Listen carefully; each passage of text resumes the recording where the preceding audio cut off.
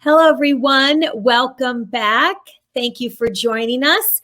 Welcome to A Turn of Events, where we help put a positive spin on the future of your business. I'm Annette Naif, the CEO and Creative Director of Naif Productions. We are a strategic event production company based in New York City. We specialize in corporate, social, nonprofit, and weddings. We help with live, hybrid, and virtual events. If you have an event that you still want to take to a virtual platform, we're happy to talk to you about it. And also produce any of your events. We do all kinds of different stuff: weddings, galas, retreats, trade shows, offsites, golf outings, all kinds of stuff. We're just doing some amazing things that are coming up, and everybody is going live right now. So we're excited about that. If you are an event or wedding planner and you are looking to start your own business, please reach out at the Event Planner Society group. It's our Facebook group where we have over 1,000 members in the group right now, which we're really excited about. I'm teaching some amazing stuff. I have 30 years in the business, so I'm giving all kinds of content and teaching, and we're collaborating and helping each other and networking. And I also offer a free workshop, which is really, really great, and lots of great stuff in there. And we're going to have another one coming up soon. So Event Planner Society Facebook group, join us over there. I'm really excited about our next guest, Shimrit Nativ, and I hope I've said that correctly, but I'm sure she'll let us know, is the CEO and founder of Master Your Path Community and Programs. She helps high performance professionals ditch the overwhelm and anxiety to become sustainably calm and confident, which, oh boy, we need that these days. Shimrit is a mentor, transformational coach, and mindset expert, which I'm all about mindset, who has helped hundreds of driven and creative individuals across the globe create and sustain a consistible baseline of calm, confidence, and fulfillment. And I love everything about that. And we're going to talk about stress and anxiety in business and in life. And I run an event business, so you can only imagine the stress that I have. Thank you so much for coming. So excited to have you. Thank you so much, Annette, for having me. This is so exciting. I've been so much looking forward to our chats today. Thank you so much for having me, and you look beautiful. Oh, so do you. Thank you. With that gorgeous hair. I love people that have gorgeous hair because I get told that all the time. So yes, you do. I love it. You have amazing. Yeah, you have amazing hair, and you look beautiful as well. Thank you. So, and we're all about supporting each other here. So tell us a little bit about you and your business and stuff like that. And how did you get into this path, and what led you to what you're doing? Sure. So as you've introduced me, I help high performers overcome stress and insecurities and anxieties and other forms of emotional pain and struggles, and create and sustain calm and confidence. And in my business, I call my program and I would say it's a well-being and emotional and mental well-being academy. We call it Master Your Path. And this is where we provide the system, the support, the community, and the tools to create that transformation and sustain it. And I want to highlight the word sustain because it's so important to take leaps in your growth, whatever that is, for that matter, and then sustain them. So I always highlight this word because I think that is eventually what we want. We don't only want to have breakthroughs, we want to sustain that and continue growing, and continue with that trajectory. So this is what we do in the Master Your Path program and community. And your other question was what led me to this, right? Yeah. What led you to that path? Because that's, it's a different path, right? Yes, for sure. For me as well, it's different than what I used to do. So for many, many years, for over 20 years, I was a musician, actually. So I was not even in business. I was a musician. I was producing, performing, recording, but always teaching. So I'm a teacher at heart, and I was always teaching since my very, very young 20s. Over 20 years ago. And over the years, I was always learning modalities around breathing techniques for my singing and musical career, but also so I always say life is a spiritual journey, life is an inner journey. And I believe that goes for everything, for business, for relationships, for health, for whatever is in our reality and the conditions in our life are reflections of our inner journey, and life is an inner journey. And so on that inner journey, really since a very young age, I remember myself, trying to climb those inner mountains and find the answers. And then I was always learning and collecting, modalities and tools around breath work and meditation and stuff like that. And some of my music students over the years became like coaches or kind of clients, not formally, because our work transitioned into that, and we were having like long conversations and that sort of stuff about things that were coming up on that journey. And so eventually in my late 30s is when I already was a mom, and we moved to Germany, and I fulfilled some of my dreams as a musician. And I always had this, so actually I was studying psychology when I was very young. So I always had this kind of, do I go this way? Do I go that way? I always had this question. And so eventually I was ready to take the turn. And then I invested, everything I got into learning everything I need to learn and get all the certifications that I needed to become a life coach, and then to make that into a business, which grew very, very fast. Very fast and very much within just a couple of years. That's credited to your hard work and dedication, because I do know you and I are in a group together, and you ask all the right questions, you work very hard, and that's the key to sustaining and being successful is, working super hard and being consistent in what you're doing. So I commend you for all of that. And I know you're a big success because of that. Thank you. So what do you find is the number one cause of people's emotional struggle? Yeah, well, that's a good question, and definitely what I'm focused on. So hopefully, I'm so hopeful, Annette, that whatever I share today will be valuable for your audience. Right. Since I know now more than ever that in business you can encounter a lot of emotional struggle.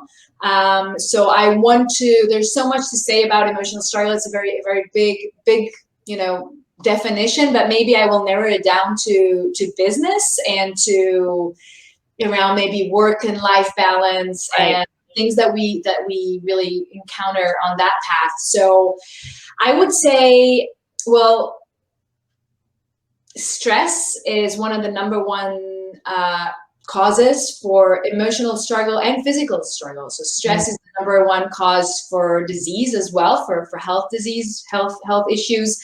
And so high levels of stress over time, so as you just said yourself, it's all about consistency if we talk about any kind of growth.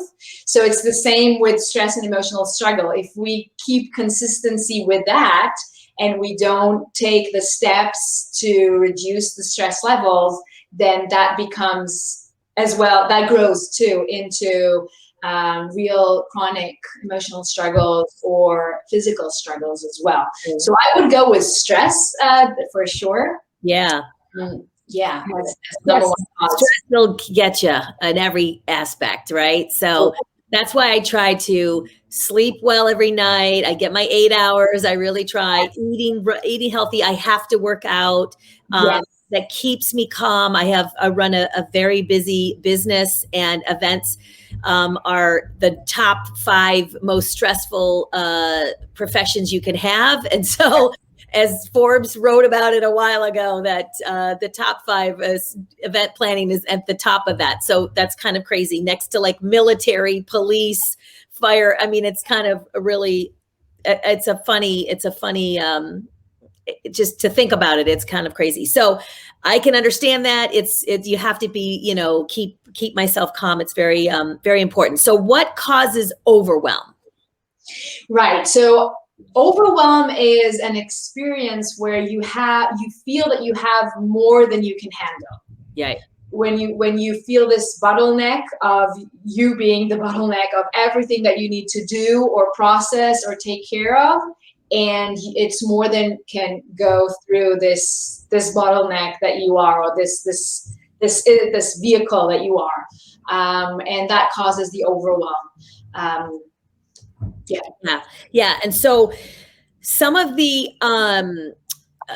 when I feel, because obviously we have a lot of systems in place. So it's the only way that I can, and I make lists, I make notes. And the best thing I do if I feel overwhelmed is obviously I have a team of people that help me, which is very, very important. Yes. And I get it out of my head. You can easily sit and think, okay, listen, I got a good memory, and at least I used to anyway. I used to have a good memory. I had COVID in December, and honestly, I think it's kind of affected the way I remember things. It's kind of weird. I really do believe that I fumble in my words, which I didn't do before, but that's a whole nother topic. But I take things, if I'm thinking about too many things, and I'm like, okay, I've got to do this, this, this, and this, and this. And in event planning, there's a ton of different things you have to do. You have to make a list, and you have to get it out of your head, because the minute I get it out of my head and it's over here, for whatever reason, it's so crazy. I feel completely like now I have a system, now I have a plan, and I'm not thinking about it constantly. And it's not like something I have to remember to do this, I have to remember to do that. We can't do that. So we have lists for lists for lists. We make a ton of lists. We have workbooks, we have systems. And I think that's really important is if you are feeling overwhelmed about something, get it out on paper or computer or however you want to do it. And then it's going to make you feel a little bit better. And then if you have systems in place to tackle whatever it is you're feeling overwhelmed about, that definitely can help you. So absolutely. What do you do? What are some things that you do that help with that? Well, first of all, I agree with everything you said. And I even, I make lists in categories. Mm-hmm. So I don't only see, so first of all, everything you said is just on point. Getting it off and out of your head and onto the paper is like loading it off you, and it creates this space back. You can bring that space back to your mind, right? And the paper or the computer, whatever, is carrying that weight for you, kind of, and then putting it into categories as well, and then prioritizing each category can really help too. Right. And then I would say taking it to the next level is putting it in your calendar. When I implemented this in my systems, it was a game changer for me, and it literally saved me from burnout. Yes. Was when I blocked out times on my calendar for specific different tasks, different subjects, and then these categories, the top priority would go to next week's blocks that relate to those categories, and so on and so forth. So putting things off so the first stage is to put it on the list, and then break it into categories and prioritizing, and then taking it from the list to your calendar. Right. When we talk about time management, then that would be my number one advice. But then I want to say it's really also super, super important to keep in the calendar, and I need to remind this to myself all the time too, to keep blocks for your self-care. Right. It's obvious, but we, especially as business owners, this always because it's endless. The things that we have to do are endless, even when we have a team, even when everything is going smoothly. Still, you can work 24 hours and it won't be enough. And so the self-care blocks get to be the ones that get pushed back and out of your calendar, and that causes the overwhelm, that causes the stress.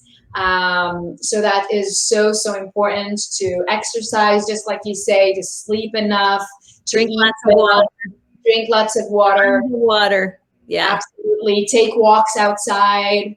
And I want to give one tip here that I call it the list of goodies. Mm-hmm. to create a list, literally write it down.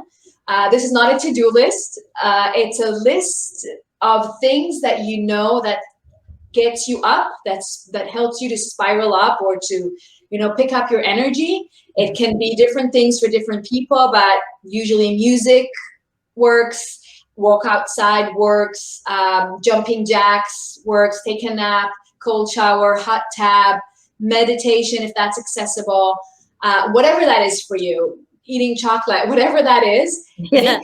But the thing is that we know what we like and what gets us going. But then when we spiral down and when we get overwhelmed, when we get stressed, when we get anxious, then it's actually hard for us to come up with, oh yeah, I should do this or I should do that. But if we have a list that, that is on the fridge or in the notepad or whatever that is, and the only thing that I need to do when I'm getting stressed and spiral down and my mind gets shut down. Yeah. The only thing I need to do is open the list and literally, I'm going to do this, even blindfolded, just pick something randomly from your prepared list and just go and do it.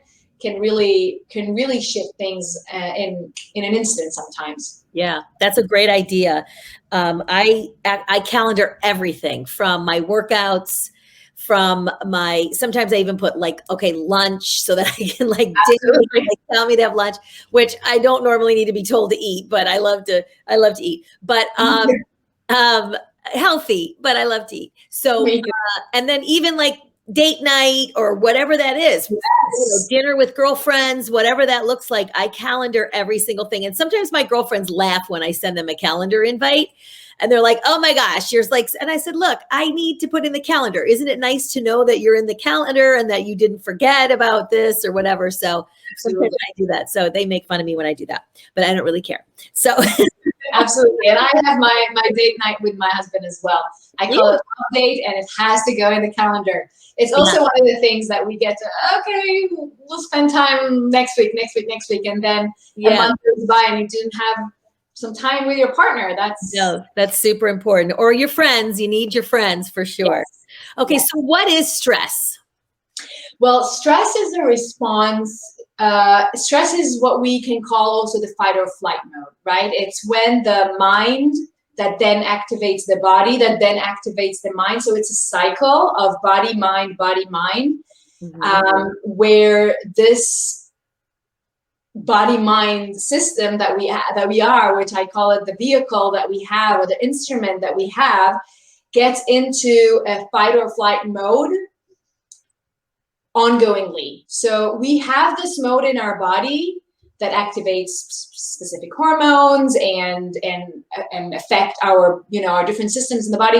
It is there for a reason to help us deal with real acute danger. So if there is a burglar or a predator or whatever is happening, the body goes into this mode to protect itself.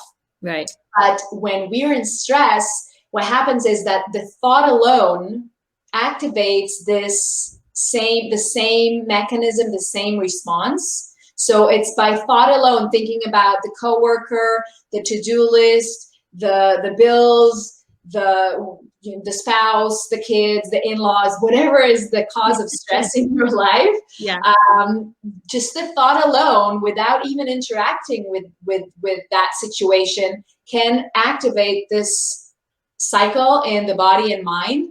And it is a cycle because the thought triggers a circuit in the brain that triggers a hormone that puts the body in that state, that then creates more thoughts of, oh my God, I'm so stressed, I can't do this, I don't have time, which in turn creates more of that physical reaction. And now the body is not meant to be in that mode for a prolonged period of time. It is meant to be in that state for a short period of time when there is that acute physical danger. Right. And so this is why when it's just by thought alone and not as a reaction to an acute danger, we can stay in that state for hours, days, weeks, months, years. And then that creates eventually also the physical disease, because the body is not designed for that. It's designed for this to be in a very short period of time and not a prolonged period of time. Yeah. Which is why if you do have it for a long period of time, it can do bad things for your body and and stuff like that. Absolutely. And it's known that stress is the number one cause for disease. Science accepts that today and can show it. Right, exactly. So, and we may have touched on this, but what have you found is most effective in reducing stress and overwhelm? I'm sure we touched a lot on this, but. So for sure, we touched on that in terms of lifestyle, time management, and I offered the tip of the list of goodies. But I want to, I thank you for asking this question, because I want to take a moment and talk about meditation. And of course, it's not a new thing or anything, but it is so important to implement meditation as a daily routine. And you don't have to be a spiritual person, and you don't have to do it in a certain way or length of time. You don't have to stop thinking. It's not something that you can't do, that you don't know how to do. What meditation is literally just quieting down the body and allowing yourself to just sit with that what is, even if what is are thoughts roaming in your mind. And over time, as you do this again and again and again, you will be able to quiet your mind and maybe even not think for a couple of minutes. But doing that, designating 10 minutes a day, 15 minutes a day to this practice is crucial and vital for reducing stress and overwhelm and anxiety. Yeah. I'm horrible at meditating because I'm just, I'm going 100 miles an hour all the time. It's just my system. That's how I'm made up. I love massage. Like when I'm in a massage, I am in a zone, right? Yeah.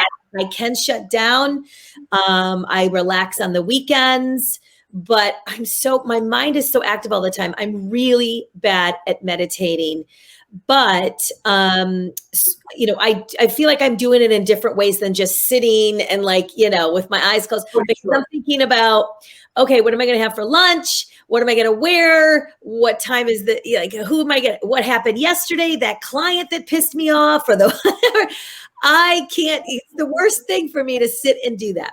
What suggestions do you have for people who are starting? Are there meditation? I know there's a ton of stuff online that you can go to. So give some tips on how to get started and what does it look like for meditation? Because when I think of meditation, I feel like I have to do it for an hour each day, or what's some good tips to get started and really get people on that? I really need to start doing that. I feel like that's going to help a lot. So for sure, I would love to share that. So first of all, I want to say, before I give the tips specifically for meditation, you can meditate by walking or while walking, while having a massage, getting a massage, by being while being in the bathtub. So it doesn't really have to be on the meditation pillow with your hands and it doesn't have to look like that or be like that. So, I want to say that meditation can be in any situation and setting. So that's the first thing. But if you really want to practice meditation per se, I want to give 4 keys. Okay. And I suggest writing this down. If you're listening, take a pen and paper and write those down. These are literally the 4 keys that I use to get myself into a meditative state and to guide my my clients, or when I do free meditations. These are the 4 keys that I use, whatever meditation follows. So there are different kinds of meditations, but the 4 keys that I use to enter a meditative state is, number 1, moving your attention. So it's all about choosing your focus, right? So just like you said, it's like you're sitting there and you're thinking about shopping, cooking, clients, whatever. Right. So you can't choose where your mind goes to. So it's all about practicing, and it's a practicing to choose your focus. That's the thing for me. That's the thing for first and foremost. And it's a practice. I also want to say it's a skill. So just like, it took you, years to get to the amazing and masterful place of where you are now, Annette, with your, with event planning or with cooking or with whatever that is. It's the same thing. It's a skill. Well-being is a skill and meditation is a skill. And if you practice, you can master it. So key number one, if you want to practice meditation per se, is to move your focus and attention to gravity. That's key number one. So you sit and you can close your eyes and you move the attention to the mere fact that gravity is now holding you to the ground. It's a physical magnetic pull that is literally physically there. And you can even envision it and imagine like a root or a cord that is pulling you and connecting you to the center of the earth, which is what it is. It's just magnetic. We don't see it, but it's there. Right. So number one that's the key number one. We can call it 4 keys or 4 points of awareness. So this is the first point of awareness. You move your awareness or your attention to gravity, and you can imagine it as a cord or a root. And then you just allow yourself to kind of give your weight, just you realize that you are held, so you can really just give your weight, and you are carried, you are held, you don't have to hold it. So that's number one. And then number 2 is to then, after you're starting to relax your body into this pool of gravity, you relax your face. So you move your awareness or your attention to the face and the eyes, and you just soften the face and the eyes, the jaws, the eyes, and you feel how when you do that, then within, kind of like your inner body softens too. And you can even imagine how you're pouring that softness in through your closed eyes. Number 3 then is sounds, simply sounds that you hear. So whenever you find your thought wandering to whatever, just try to catch on to the first sound that you can hear. And then start hearing more and more sounds around you at the same time. Because sounds are basically vibrations, right? Frequencies that are in this field that is around us. So by tuning into simply sounds through your physical sense of hearing, you basically are tuning into this energetic field that is all around you. That now, again, science knows and can show that it is real. Right. And number 4 is then the breath. So you move your attention to the natural flow of breath, and maybe specifically the inhale.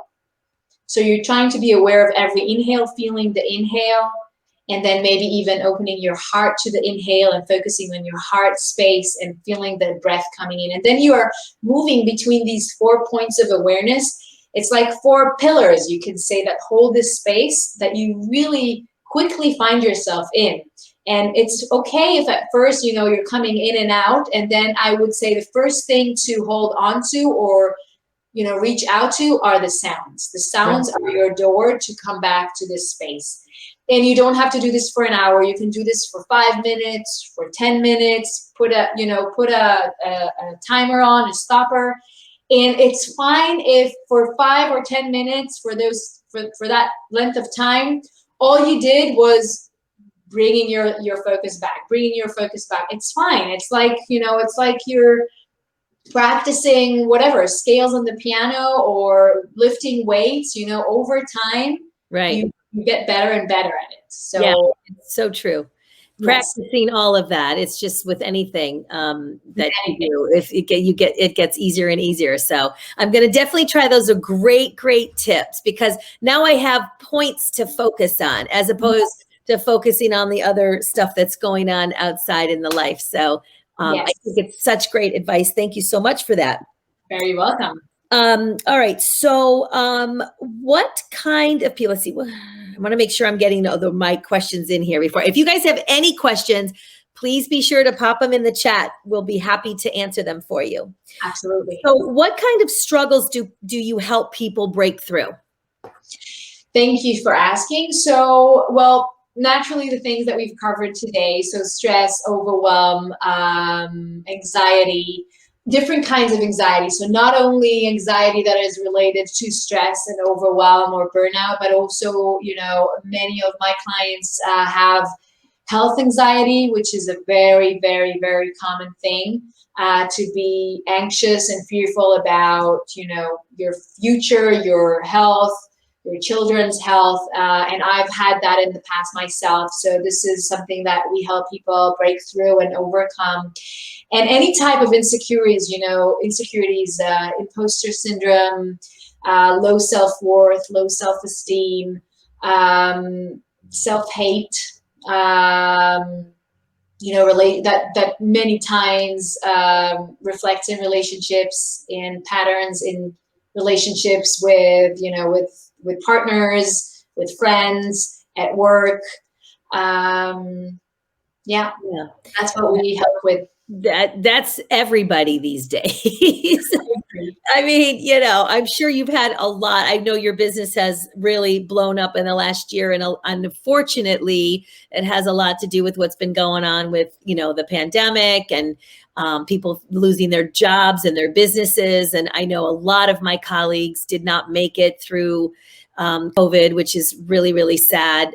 They shut the business down. Events were shut down. So, yes, but a lot did, and a lot reinvented themselves and kept going. And I know, I found that, when I was in a quarantine situation, it really slowed me down. And a lot of people got to spend, as you know, a lot of time. I don't know how it was. I know you're in Germany.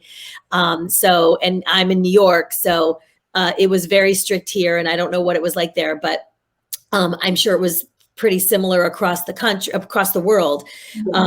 And so it just changed a lot of people. And I think for some people it was good because we're running like crazy.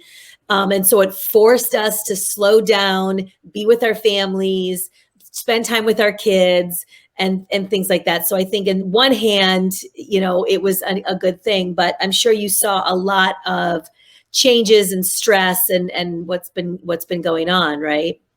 For sure. I want to say two things about this. So first of all, coming back to what I said at first, I really truly believe that life is an inner journey. And so even though this is a global pandemic and we all experience that, and it's not something that anyone, brought upon themselves or anything like that, still we also share the same. I think that, it showed us how we are all the same, no matter if you're in a little village in India or in the Big Apple, you had this same condition, and it brought you to the same questions, to the same, fears, all of that. Exactly. And to search for the same answers, for the same tools that you mentioned. So it brought all of us to look within, to find the resilience, to find the strength, to work on our relationships, because we're stuck at home with, with the people that we love, but maybe some things to work out with together. So I think that it brought a lot of opportunity for that inner journey to unfold for many people. And the other thing I want to say, in my field, in my business, the things that I help people with it's beyond the pandemic. I've struggled with these problems, with these issues myself, that I today help others. So maybe that ties back to the question that you asked me in the beginning, what brought me to this?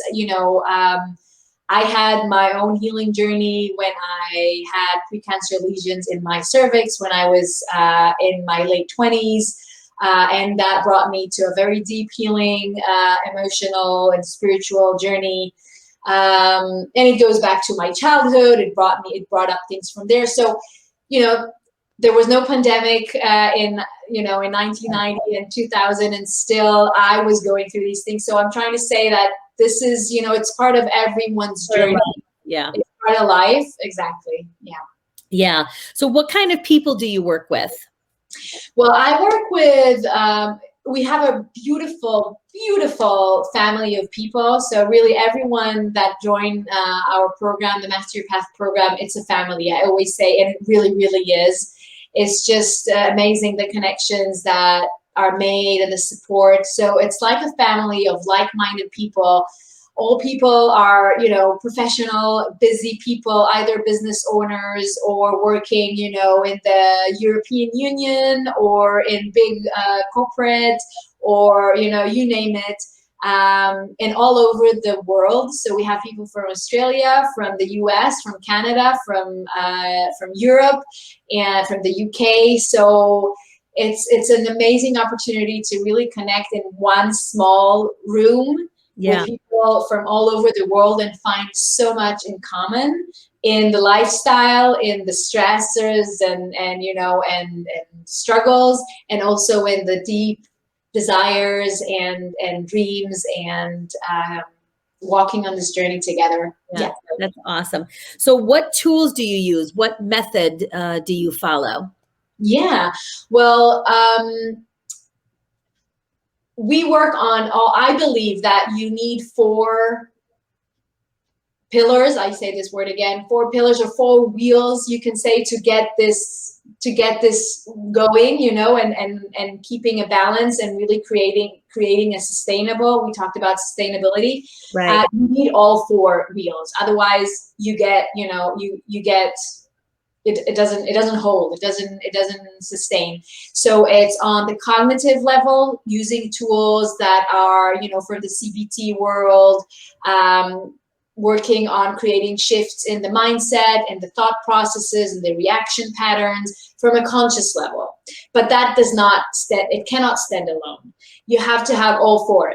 So the other are the spiritual practice. We talked about meditation. There are other things that that go into that category. And because I believe that, you know, this body mind is the vehicle, as I mentioned, and who we really are we are spiritual beings. We are, you know, this vehicle, this instrument is to express who we really are as spiritual beings. And so to not incorporate the spiritual practice into this journey, into this transformation, into this ride, to not have this wheel, you cannot complete the ride. And then also it gives tools, as we mentioned, to cope with stress, with anxiety, and then also to pave the way to the 3rd pillar or wheel, which is emotional or subconscious healing. So we do that in a meditative state mostly. We do the inner child work, the getting into the core underlying subconscious roots of whatever pattern that we experience in the conscious level. And the spiritual practice kind of paves the way to do that work in that state. And the 4th is the physical. So we have yoga, we have qigong, we're bringing in nutrition now. So we're always expanding, we're always adding more and more resources and professionals to give the best all-rounded support to our members, to our family members.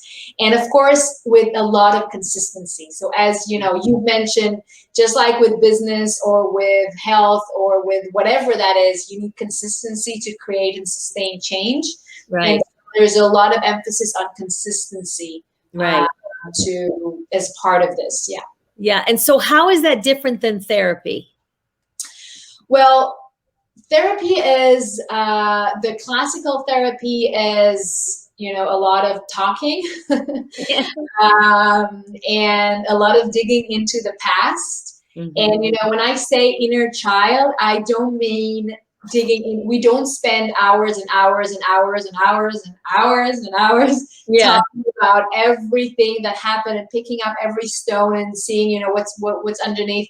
When I say inner child, I mean connecting to the feeling, and you don't have to even remember and understand what happened and why.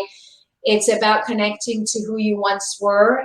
That's still, you know, that I always say it's like you have a kid that is driving this vehicle, that is driving the car, and as long as they have the wheels, you're gonna get crushed in the same walls. You wouldn't have a 5-year-old drive a car, right? So the emotional work is not about revealing everything that happened. It's about connecting to that little boy or girl, feeling deeply their emotional needs that were never met for whatever reason,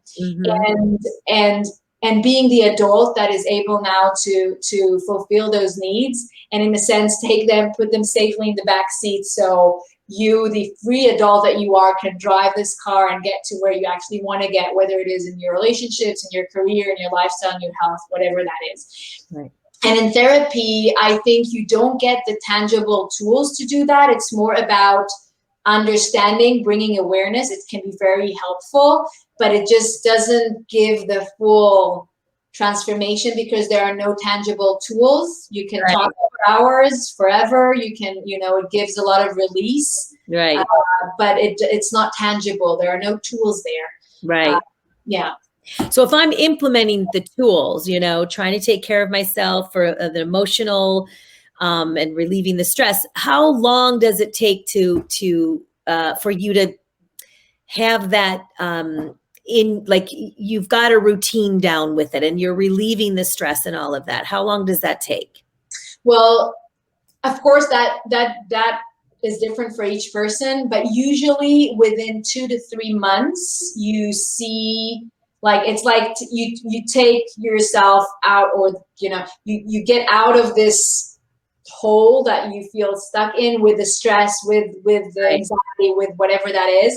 And after 2 or 3 months, you're out of that. And then it's starting to, because when you get out of that, so many possibilities that you might not even been aware of, or couldn't know how you're ever going to be able to create and manifest and reach, become possible, become reachable. So then we start creating a future and talking about, manifestation and creating new realities. So within 2 to 3 months, we usually get out of the struggle and into the creation mode, I would say.